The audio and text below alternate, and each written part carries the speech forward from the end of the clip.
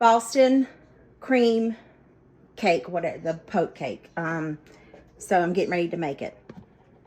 We're going to make the cake according to the package's directions. I guess it really isn't according to the package directions because I'm changing the water to milk. And instead of using 3 whole eggs, I'm going to use the egg whites that I have because I really need to use those so they don't go bad. So let's get this started. I still have yet to buy me any scissors. And see, this right here was a disaster waiting to happen. I'll tell you, only me. And this should be extra fun because of how, you know, little my bowl is. Oh, and I also meant to say, it's the recipe calls for a yellow cake, but I have French vanilla cake. I think that would taste better than a yellow cake. I don't know. We're going to see. It's sweet, so guess what? It's going to be good regardless. All right, there's our 3rd cup of oil. I need 3 eggs, so let's see how many egg whites I need. It's got a little thing down here. Mike's approximately 2 large eggs, so we need 3/4 of a cup. So we're just going to use this measuring cup here. Well, that's all that's in there, so let's just use the whole cup, okay? And then we need a cup of milk. Again, if you want to follow the directions, you would be putting water instead of milk. But I want to use, whoops, milk. Make sure you spill it on your countertop now. If you don't do that, it's not going to taste right, okay? And now we are just going to mix it accordingly without making a mess. Hey, I forgot to tell you, if you're an oven preheater, preheat your oven to 350. So I didn't do that, so I'm going to do it now. It'll be fine. It's always fine, right? Now we're just gonna spray this pan. Grandma, tell them you gotta get the edges too, because Grandma called me out one time. She told me I did not get those edges, by George, so we gotta make sure we get those edges. Now we just wanna dump our cake into our pan. How long is this thing gotta cook for? You know, it always says for round or for this or for that. I don't do fancy cakes. I would love to. Gosh knows, y'all. Y'all have no clue. We are going to bake this in the oven for 26 to 31 minutes. But my aunt, she can make some of the prettiest cakes, and she's willing to go out of the box. I don't know that I could do that and record a video. I think that I would have to be quiet the entire time because I'd need to concentrate. I know it's scary, isn't it? I remember in school, by George, my teacher would tell me, April, stop talking to yourself. When you talk to yourself, you mess up. You screw yourself up. Guess what? I still do it to this day, by George. All right. Guess you can't teach an old dog new tricks all the time. All right. So we're just going to bake this in the oven 26 to 31 minutes, and I'll see you when it's done. Our cake is done. I went ahead and measured out 4 cups of milk, so I have that sitting over there. But we're just going to poke holes in this cake because this is a poke cake. I accidentally named one of my videos wrong, and I was informed about it, which I'm very grateful for. Not upset about it at all. But let's just make holes all throughout this cake, and then we're going to make our pudding mixture and then pour it over and then let it refrigerate. I love how I stab holes on top of other holes just to create a bigger hole. Might as well just cut a layer of the cake off in half.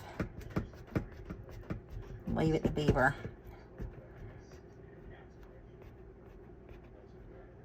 Okay, I think that's good. So, I'm going to set this aside. Whoops, sorry, didn't mean to push you out of the way. And then, let's put our pudding mixture in there. So we need 4 cups of milk, 2 containers of pudding, the 3.4 ounces, and then we also need a half a teaspoon of vanilla extract.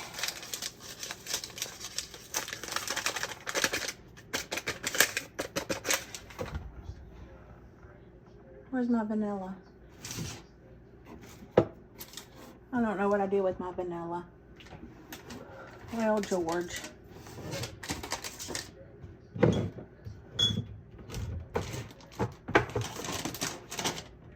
Okay. There it is. I found it, I found it, I found it, okay? There we go. And then we need our other pack of pudding. And then we have to refrigerate this for at least an hour.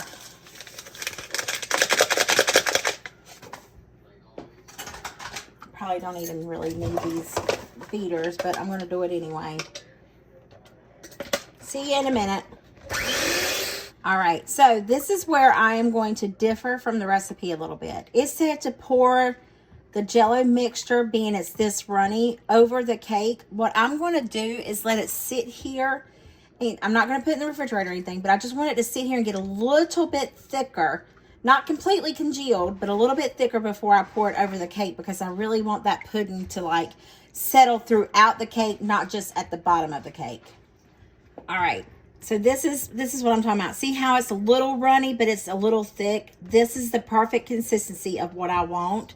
So now I'm going to bring my cake back and I'm going to pour it over it. See, it's a little bit thicker. Yes, I think that that's going to be the golden ticket right there, to like really let that pudding absorb into the little holes that we poked.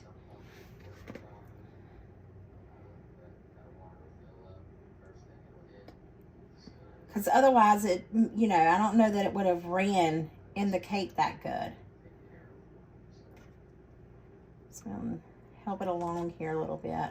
I don't know that 2 packages is what you really need. You might could get away with just 1.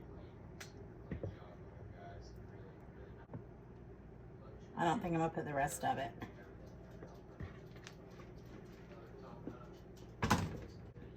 Okay, and then it said to refrigerate this for 1 hour. Let's see if I can. There we go.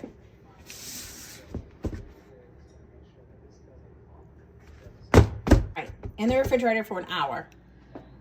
For the ganache topping to go on top of the Boston cream poke cake, we'll say that 5 times fast. It said corn syrup. I don't have corn syrup. I have butter, and I'm not buying corn syrup just for this. And then it also says we need some chocolate chips, 8 ounces of chocolate chips. This is a 10-ounce bag that has been used. I don't know if I have another bag or not. Well, I do. But guess what? They're semi-sweet. These were dark chocolate. It's going to taste great.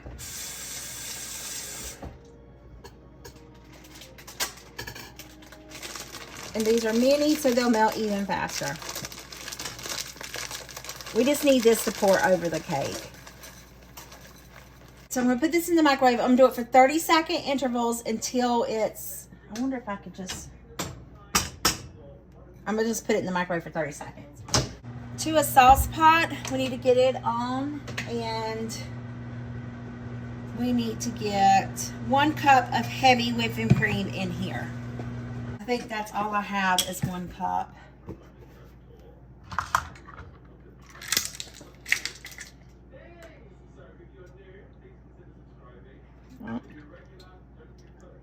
How much more have I got? Oh, it'll be enough. Because I didn't measure the chocolate chips either. So it'll work. It's going to be fine. It's going to be great. I get this warm, and then it needs to simmer. So I'm going to be monitoring the chocolates along with the heavy cream. I do believe my chocolate is done. So I'm just going to let it sit here on the stove top and keep it warm until my heavy cream is at the temperature I need. I don't need it hot. I just need it warm. You know, baking is a science. Let's see if I mess this up or not.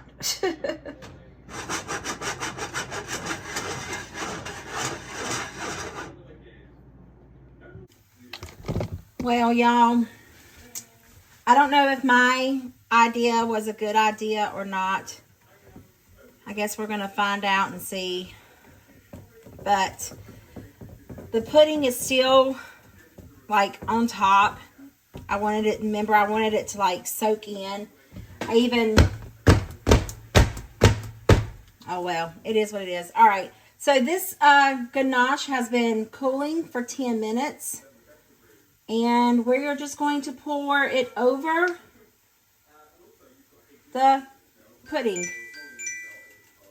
And then we're going to just spread it around.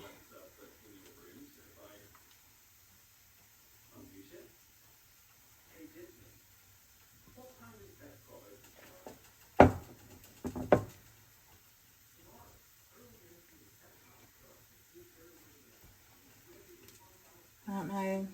I did use dark chocolate and then semi-sweet, so I hope it's kind of got a good flavor.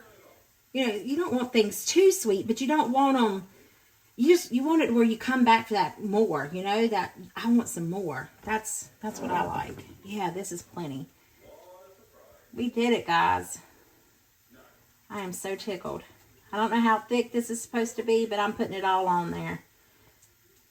I will taste it to see how the sweetness of the level, but in a minute.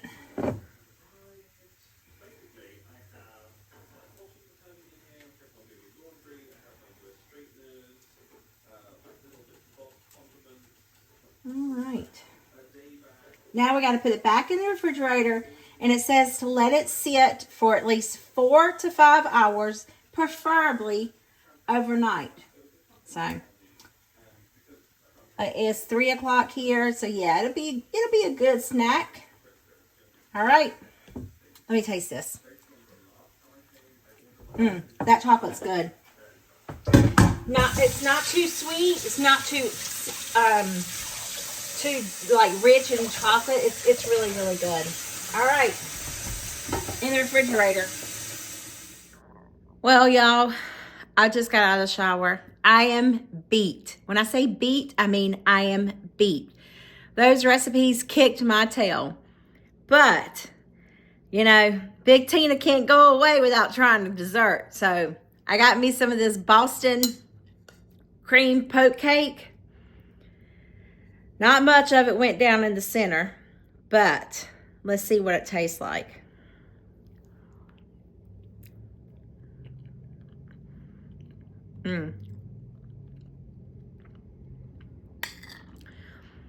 That's good. That's really good. The chocolate is, like I said, it's amazing. It's not too overpowering. It is good.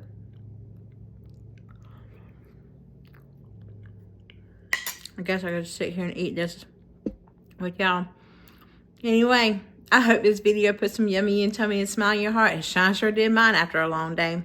I'll see y'all in the next one. Bye.